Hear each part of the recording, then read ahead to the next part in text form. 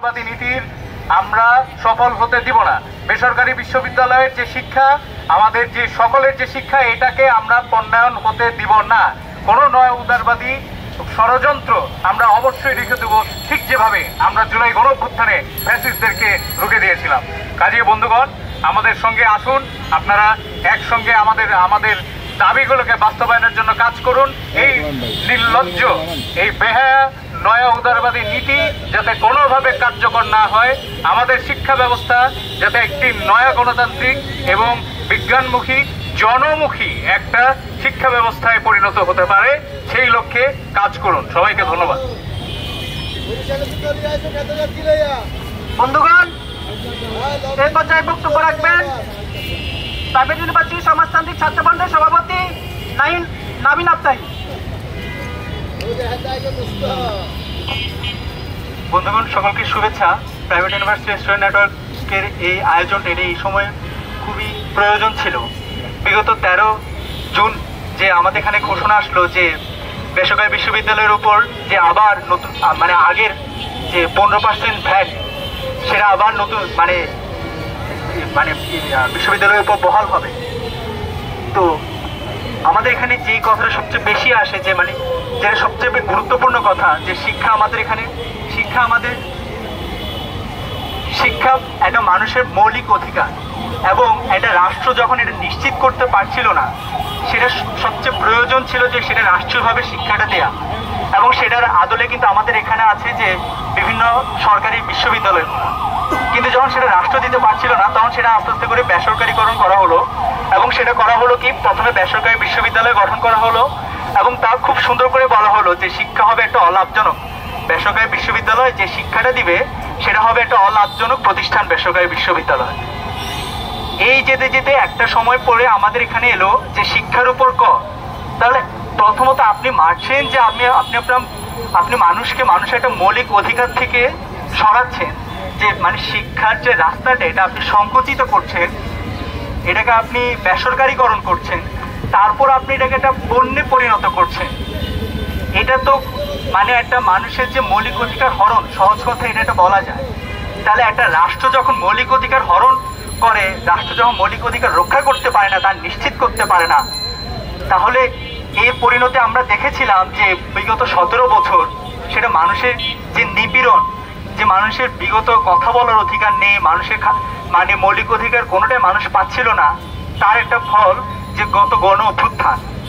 এবং এর মধ্য দিয়ে মানুষের মধ্যে একটা আকাঙ্ক্ষা ছিল যে আমরা এমন একটা রাষ্ট্র এখন হবে যে আমরা এখন কিছু করতে পারবো, এখন নিজের মতো চলতে পারবো, আমার একটা স্বাধীনতা তৈরি হবে, আমার সন্তানটা একটু খেতে পারবে, পড়তে পারবে। কিন্তু যে জুলাইয়ের অভ্যুত্থানের আমরা একটা বছর খানিক আমরা কাছাকাছি চলে এসেছে, আর 2 মাস বাকি। এর মধ্যে আমরা দেখলাম যে একটা ঈদের মধ্যে লুকিয়ে চুপিয়ের মধ্যে সরকার করে ফেললো কি, বেসরকারি বিশ্ববিদ্যালয়ের উপর কর দেওয়া হলো। সেটা বেসরকারি বিশ্ববিদ্যালয়ের উপর কর দেওয়া এটা হলো যে আপনার শিক্ষা একটা মৌলিক অধিকারের উপর কর, এটা একটা পণ্য, আপনাকে কিনে পড়তে হবে। আপনি চাইলে আপনার সন্তানকে পড়াতে হলে সেটা কিনতে হবে আপনাকে, এছাড়া আপনার উপায় নেই, কারণ আপনার সরকারি যেটা রাষ্ট্র দেওয়ার কথা সেটা খুবই সংকুচিত। এই হলো পরিস্থিতি। আমরা এই অবিলম্বে বলতে চাই যে এই মুহূর্তে বেসরকারি বিশ্ববিদ্যালয়ের উপর যে 15% করটা দেওয়া হলো, এটা এখনই বাতিল করতে হবে। শিক্ষা কোনো পণ্য নয়, শিক্ষা আমার অধিকার। যে দাবিটা আগে থেকে ছিল, এটা এখনো আমরা বলতে চাই শিক্ষা আমার অধিকার। এরই সাথে বেসরকারি বিশ্ববিদ্যালয়ের যে আরো সংকট, সেটা কিন্তু রাষ্ট্রীয়ভাবে, যেটা আমাদের বিগত বক্তারা বলে গেছেন, সেটা কিন্তু রাষ্ট্রীয়ভাবে কোনো খোঁজ বা দেখা হয় না। এটা হলো বেসরকারি বিশ্ববিদ্যালয়গুলো যেভাবে করে লাভবান প্রতিষ্ঠান হচ্ছে, এটা কোনোভাবে সংকোচন করা যাচ্ছে না। যে আমাদের এখানে বিভিন্ন ক্রাইটেরিয়া বেসরকারি বিশ্ববিদ্যালয়গুলোকে ভাগ করা হয়। ধরেন এ সেকশন, বি সেকশন, যারা একটু বড় লোক, যাদের একটু টাকা আছে, ভালো করে পড়তে চান, চাকরি পেতে চান, তারা আপনারা একটু বড় বড় বিশ্ববিদ্যালয়গুলোতে পড়বেন। এটার উপর আপনারা বি সেকশন একটু কম বিশ্ববিদ্যালয়গুলোতে পড়বেন, তারপর একটু নিচু বিশ্ববিদ্যালয়গুলোতে পড়বেন। এইভাবে করে যে বিশ্ববিদ্যালয়গুলোর মধ্যে বৈষম্য, পার্থক্য, এটা আমরা রাখতে চাই না। আমরা বলতে চাই বিশ্ববিদ্যালয়গুলোর মধ্যে একটা সমতা এবং একটা অভিন্ন টিউশন ফি চালু করতে হবে।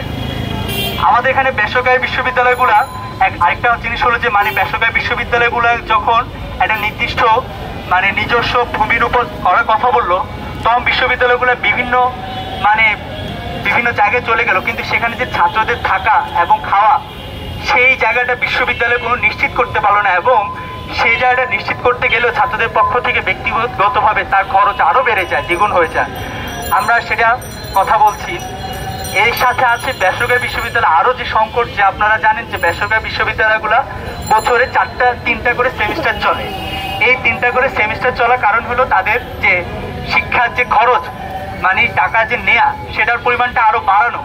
তাহলে আপনারা দেখতেই পাচ্ছেন বন্ধুগণ, বেসরকারি বিশ্ববিদ্যালয়গুলো মানে সরকার কিভাবে শিক্ষার পথটাকে সংকুচিত করছে। এটা এটা ব্যক্তির হাতে, বেসরকারীকরণের হাতে পড়ে যাওয়ার পরে সেটা এখন আর একটা মানুষের ধরা ছোঁয়ার বাহিরে চলে যাচ্ছে। একটা সময় ছিল যে শিক্ষাটা বেসরকারি বিশ্ববিদ্যালয়ে যারা পড়বে তারা ছিল একটা সময় কথা ছিল তারা একটু বড় লোকের ছেলেপেলেরা পড়তো, কিন্তু আমাদের এখানে এই সময় হয়ে দাঁড়ালো কি, সরকারি শিক্ষা প্রতিষ্ঠানগুলো এত কমতে বেসরকারি আপনাকে না পারতো ওখানে যেতেই হবে। বেসরকারি শিক্ষা প্রতিষ্ঠানগুলো তো আমাদের এখানে মধ্যবিত্ত এবং না পারতো আমাদের নিম্নবিত্ত যে পরিবারগুলো, বাবা মা তার সর্বোচ্চটুকু দিয়ে তার সন্তানকে পড়ায়, এতটুকু একটু আশা যে আমার সন্তানটা কিছু করতে পারবে। তাহলে এই শিক্ষা প্রতিষ্ঠানগুলোকে একটা সমতার আকারে বৈষম্যগুলোর ঘুচানো যে আমাদের আকাঙ্ক্ষা ছিল সেটা নিশ্চিত করতে হবে সরকারকে, এবং করগুলোকে বাতিল করতে হবে। এই সাথে প্রাইভেট বিশ্ববিদ্যালয়ের স্টুডেন্ট নেটওয়ার্কে যে 4 দফা দাবি, সেটা আমি আপনাদেরকে পড়ে শোনাই। অবিলম্বে বেসরকারি বিশ্ববিদ্যালয়ের উপর আরোপিত 15% কর বাতিল করতে হবে। 2, শিক্ষার উপর কোনো কর আরোপ করা যাবে না। বেসরকারি বিশ্ববিদ্যালয়ের আইন অনুযায়ী অলাভজনক প্রতিষ্ঠান কিভাবে মুনাফা করে তার তদন্ত করতে হবে। এই অবৈধ আইন বাজেয়াপ্ত করতে হবে। বেসরকারি বিশ্ববিদ্যালয়ে অভিন্ন টিউশন ফি চালু করতে হবে।